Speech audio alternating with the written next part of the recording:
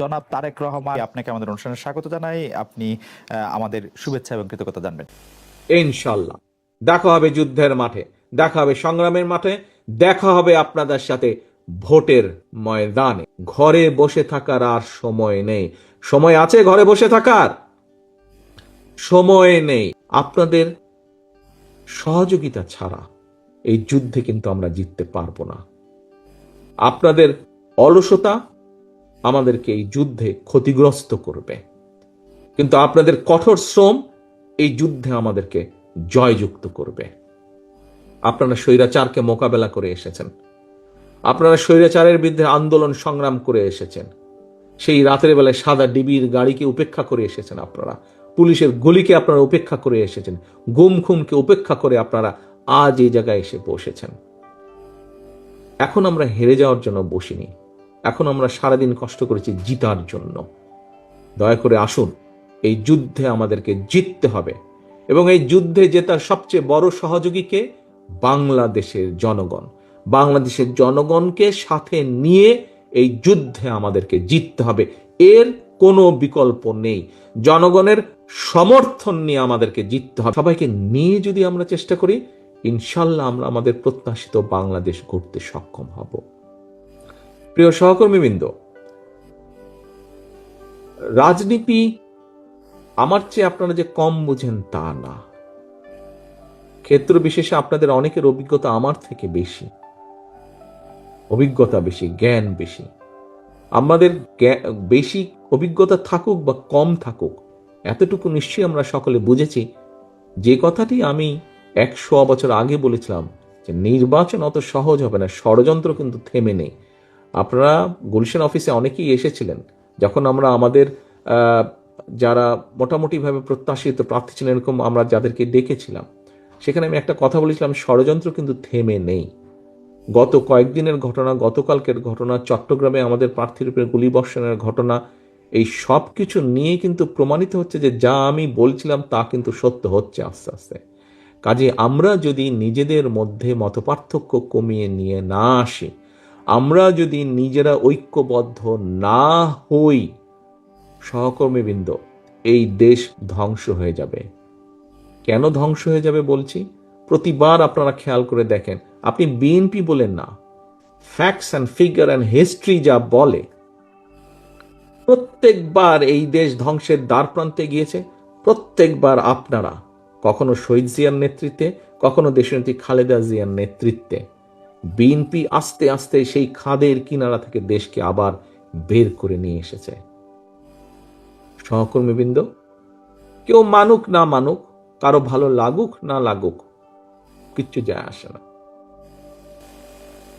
আমরা জানি সকল সময় যখনই দেশ সংকটে পড়েছে এবং জনগণ বিএনপির কাঁধে দায়িত্ব দিয়েছে, বিএনপি সর্বোচ্চ দিয়ে চেষ্টা করেছে জনগণের সেই যেই ষড়যন্ত্রগুলো চলছে, বিভিন্ন সূত্র খবর বলছে এই ষড়যন্ত্র এখনই থেমে থাকবে না, এটা আরো খারাপ রূপ হতে পারে। কিন্তু আমাদের ভয় পেলে চলবে না, আমাদেরকে আতঙ্কগ্রস্ত হলে চলবে না, আমাদেরকে মানুষকে সাহস দিতে হবে, আমাদেরকে নিজেদেরকে ঐক্যবদ্ধ হতে হবে, আমাদেরকে মানুষকে, দেশের সাধারণ মানুষ, গণতান্ত্রিক আমি মানুষকে আমাদের ঐক্যবদ্ধ করতে হবে। আমরা যত ঐক্যবদ্ধ হব, আমরা যত সামনে এগিয়ে আসব, আমরা যত পরিস্থিতি তৈরি করব, যে কোনো মূল্যে নির্বাচন হতে হবে, এই পরিস্থিতি যত আমরা তৈরি করব, ষড়যন্ত্রকারীরা তত পিছু হটতে বাধ্য হবে। এবং তাদেরকে পিছু হটানোর ক্ষমতা এবং শক্তি একমাত্র আপনাদের আছে। আপনারা যারা বিএনপি করেন, আপনারা যারা শহীদ জিয়ার রাজনীতি করেন, দেশনেত্রী খালেদা জিয়ার রাজনীতি করেন, একমাত্র সেই শক্তি, সেই যোগ্যতা, সেই ক্ষমতা আপনাদের আছে। প্রিয় সহকর্মীবৃন্দ, এখন আমাদের সময় এসেছে আমি কি পেলাম তা না, সময় এসেছে আমি দেশ এবং জাতির জন্য কতটুকু করতে পারলাম, কতটুকু করতে পারলাম দেশ এবং জাতির জন্য। আজকে আপনি যদি দেশ এবং জাতির জন্য কিছু করতে পারেন, আগামী দিনে আপনার সন্তান, আপনার নাতিপুতি, এরা ভালো থাকবে, আপনার ভবিষ্যৎ বংশধর ভালো থাকবে।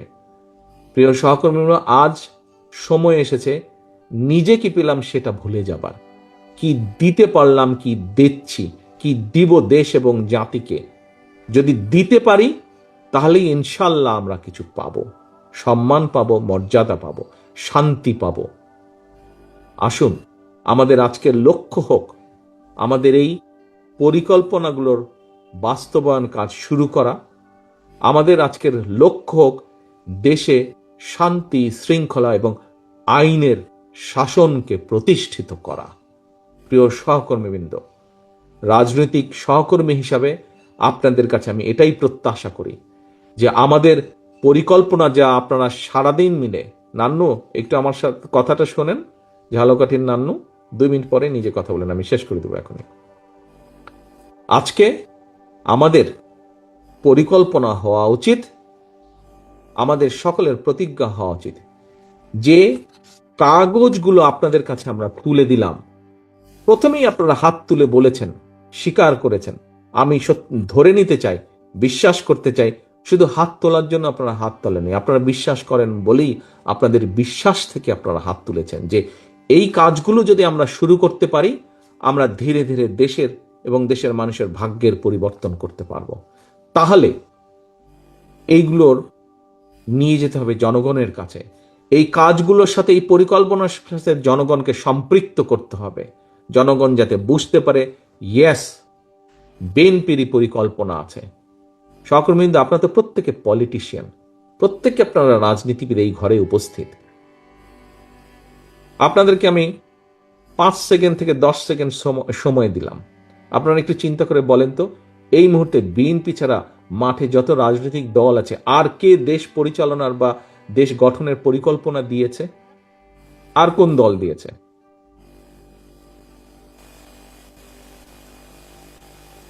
আর কোন দল দেয়নি, একমাত্র আপনারা দিয়েছেন।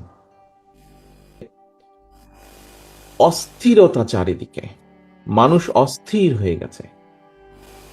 আপনাদের কি তাই মনে হয় চারিদিকে অস্থিরতা? আমি তো অনেক দূরে আছি, আপনারা তো দেশের মধ্যে আছে, চারিদিকে শুধু অস্থিরতা অস্থিরতা, এটা বলছে, ও চিৎকার করছে, ওইদিকে মব ক্রিয়েট করার চেষ্টা করে, কেউ ফায়দা লুটার চেষ্টা করছে। আপনাদের কি মনে হয় একটি অস্থিরতা চারিদিকে, মানুষের মনের মধ্যে অস্থিরতা? আচ্ছা, যদি স্বৈরাচারের সময় স্বৈরাচার ছাড়া ভিন্ন মতি যারাই ছিল প্রত্যেকের সাথে স্বৈরাচার অবিচার করেছে, কিন্তু আমরা যদি এখন তাদের মতনই বিহেভ শুরু করি তাহলে তো তারা এবং আমরা এক হয়ে গেলাম। আমাদের কাছে মানুষ প্রত্যাশা করে ভিন্ন কিছু, মানুষ প্রত্যাশা করে আমরা সেভাবেই দেশ পরিচালনার সুযোগ ইনশাল্লাহ আমরা পেলে আমরা সেভাবেই দেশ পরিচালনা করব, যা মানুষের কাছে কাম্য, যা এই দেশের আইন বলে আমরা সেভাবে দেশ পরিচালনা করব। এখন প্রিয় সহকর্মীবৃন্দ, বসে থাকলে আমাদের চলবে না। গতকাল অত্যন্ত দুর্ভাগ্যজনক একটি ঘটনা ঘটিয়েছে যে কোনো একটি মহল। তার কিছুদিন আগে আমরা দেখেছি চট্টগ্রামে আমাদের একজন প্রার্থীর উপরে একই রকম ঘটনা ঘটেছে। এই ঘটনাগুলা দিয়ে কেউ কোনো ফায়দা লোটার অবশ্যই তো চেষ্টা করছে, তাই মনে হয় না আপনাদের? তাই তো অবশ্যই ফায়দা লোটার চেষ্টা করছে। আজকে আপনাদের সামনে আমরা যেই বিষয়গুলো উপস্থাপন করেছি, যেই 8টি বিষয় উপস্থাপন করেছি, জনগণের যেগুলোতে ভাগ্যের পরিবর্তন হবে, আপনারা হাত তুলে সকলে বললেন যে এই কাজগুলো যদি আমরা শুরু করতে পারি তাহলে অবশ্যই দেশের মানুষের ভাগ্যের পরিবর্তন ঘটবে। আপনারা হাত তুলে সকলে সমর্থন দিয়ে বলেন, তাহলে আমাদের কি এখন সবচেয়ে বড় দায়িত্ব না? আমাদের এখন সবচেয়ে বড় দায়িত্ব হচ্ছে যে এই প্রত্যেকটি শব্দ, প্রত্যেকটি কথা, প্রত্যেকটি পরিকল্পনা মানুষের দোরগোড়ায় নিয়ে যাওয়া, মানুষের দোরগোড়ায় নিয়ে যাওয়া। বিএনপির একজন কর্মী হিসাবে, বিএনপির একজন নেতা হিসাবে, বিএনপির একজন অ্যাক্টিভিস্ট হিসাবে দোরগোড়ায় নিয়ে যাওয়া। এবং শুধু দোরগোড়ায় নিলে হবে না, দোরগোড়ায় নেওয়াটা হচ্ছে ফার্স্ট স্টেপ, প্রথম পর্ব। দ্বিতীয় পর্ব কি? আপনি যদি রিয়েলি বিশ্বাস করে থাকেন, আমার ওই নেতা যেরকম বলেছে যে ফ্যামিলি কার্ড এবং কৃষক কার্ড এটি খুব পপুলারিটি পেয়েছে, এটি মানুষ গ্রহণ করেছে। মানুষ যখন গ্রহণ করেছে তার মানে আমরা সঠিক কাজটি করেছি। তাহলে এই কাজের বাস্তবায়ন ঘটাতে হবে, তাহলে এই কাজের বাস্তবায়ন ঘটাতে হবে। বাস্তবায়ন কিভাবে ঘটানো সম্ভব? বাস্তবায়ন ঘটানো সম্ভব যে কোনো মূল্যে দেশে ইনশাল্লাহ নির্বাচন হতে হবে, এবং সেই নির্বাচনে আপনার পক্ষে রায় নিয়ে আসতে হবে জনগণের। জনগণের সমর্থন আপনার পক্ষে নিয়ে আসতে হবে। এখন এখানে মাহাদি আমিন যখন বলছিল, আমি কানেক্ট হয়েছিলাম ইন্টারনেটে যখন মাহাদি আমিন আসলে তখন, তো সেই জন্য ওরকে যেগুলো প্রশ্ন আপনার কাছে ওগুলো বেশি দেখার সুযোগ হয়েছে। তো এখানে বিভিন্ন জন বিভিন্ন আমাদের ঝালকাঠির আলমগীর একটা প্রশ্ন করেছে, পোর্টের প্রশ্ন করেছে। তা আমরা যদি সামগ্রিকভাবে বিবেচনা করি বিষয়টা, বিবেচনা করলে আমরা মাহাদি আমিনের উপস্থাপনাটা কি ছিল? কর্মসংস্থান ছিল। আমার যেই বোন, তার লাইসেন্স ছিল কিন্তু কাজ করতে পারেনি, তার জন্যও কিন্তু একটা উপায় বের করা আছে ওখানে। যেই ছেলেটি ম্যাট্রিক বলেন, ইন্টারমিডিয়েট বলেন, অনার্স বলেন, মাস্টার্স বলেন, ডিগ্রি বলেন করেছে, কিন্তু কোনো কর্মসংস্থান করতে পারছে না, কিন্তু ওর হাতে একটা মোবাইল আছে, ও খুব সুন্দর ছবি তুলতে পারে, ও খুব সুন্দরভাবে কোনো একটা জিনিসের ভিডিও খুব সুন্দরভাবে উপস্থাপন করতে পারে, কিন্তু তাতে কি? ওর তো কোনো কোম্পানি নাই। ও যে ওটা উপস্থাপন করে অনলাইনে যে ওটা বিক্রি করে অনলাইনে দেখানোর মাধ্যমে ওটাতে অ্যাড আসবে, ও যে সেখান থেকে ইনকাম করতে পারবে, সেটার তো তেমন কোনো পলিসি নাই সরকারের পক্ষ থেকে। ওর কাছে যে ও ইনকাম করলে ওর কাছে যে টাকাটা দেশ বিদেশ থেকেও যে ওর টাকাটা এসে পৌঁছবে, সেটারও কোনো উপায় নাই বাংলাদেশের বর্তমান প্রেক্ষাপটে। ইয়েস, আমরা এই জায়গাগুলোতেই পরিবর্তন করতে চাইছি। একটা মোবাইল ফোন অনেকের কাছেই আছে এখন। আমরা যারা এখানে নিজেদেরকে কিশোর, তরুণ, কোনো যুবক কোনোভাবেই দাবি করতে পারবো না, সেই সীমানা আমরা পেরিয়ে গিয়েছি। কিন্তু যারা সেই সীমানার মধ্যে আছে, তরুণ আছে, যুবক আছে, এরকম মানুষ যারা আছে, যাদের সেই প্রতিভা আছে, সেই প্রতিভাটাকে কাজে লাগিয়ে তারা যাতে অর্থ সংস্থান, কর্মসংস্থানের ব্যবস্থা করতে পারে, এরকম অনেকগুলো উপায় আমরা বের করেছি।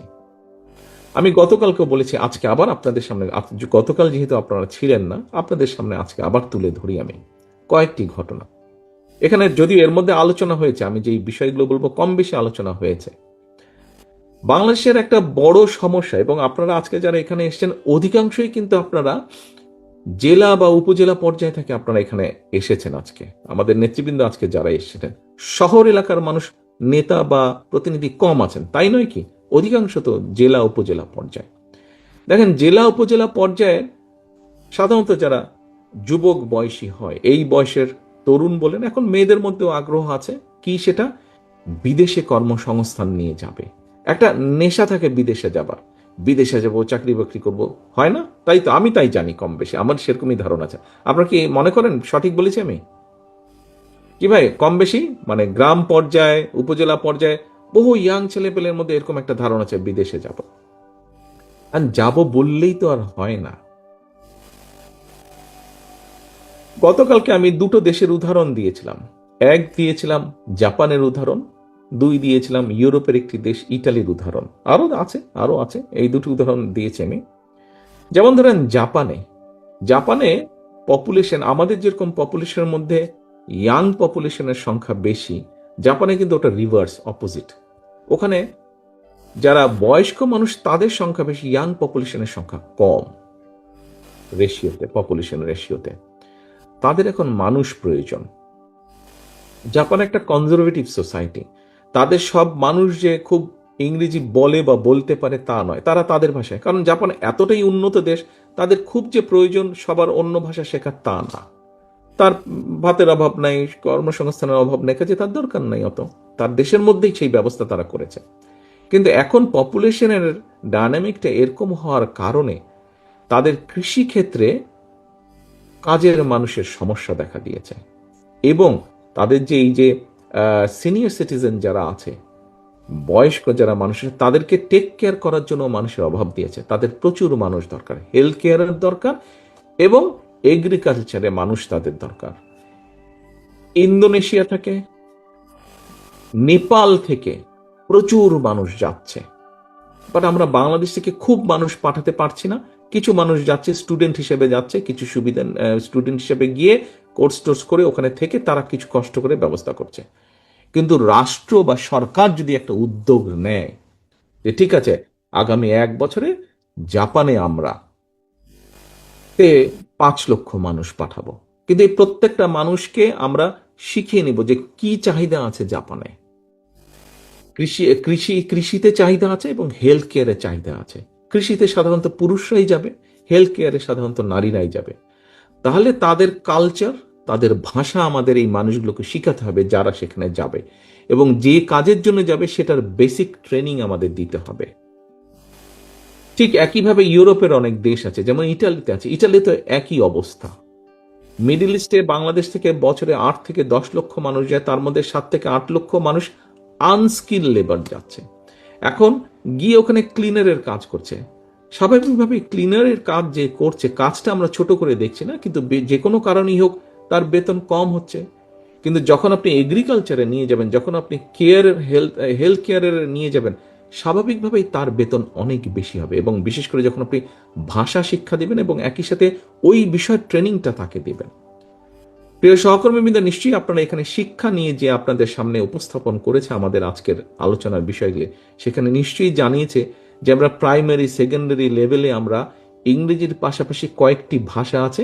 ছাত্র বা ছাত্রী যে হবে সে তার পরিবারের সাথে আলাপ করে ডিসাইড করে নেবে, কিন্তু তাকে একটি ভাষা শিখতে হবে। It could be Japanese, it could be Mandarin, it could be French, it could be Arabic, এরকম 5-7টা ভাষা থাকবে। আমরা যেই ভাষাগুলো মোটামুটি ঠিক করেছি, আমরা সেই সব দেশের সাথে কথা বলেছি, তারা আগ্রহ প্রকাশ করেছে যে তারা সেই টিচারদেরকে তারা তৈরি করে দিবে। এত টিচার তো আনা সম্ভব হবে না, বাংলাদেশেরই হয়তো 2-4-5 হাজার টিচার আমরা তৈরি করব, যারা আমাদের স্কুলগুলোতে গিয়ে শিখাবে। এরকম টিচারের তারা আমাদেরকে তৈরি করে দিবে। আমাদের কয়েকটি দেশের সাথে কথা হয়েছে।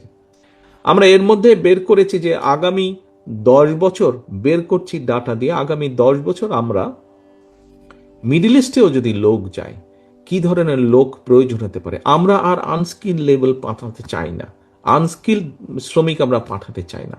আমরা এদেরকে কিছুটা ভাষা শিক্ষা দিতে চাই এবং কিছুটা আমরা ট্রেনিং দিতে চাই কি কি ধরনের কাজ আছে।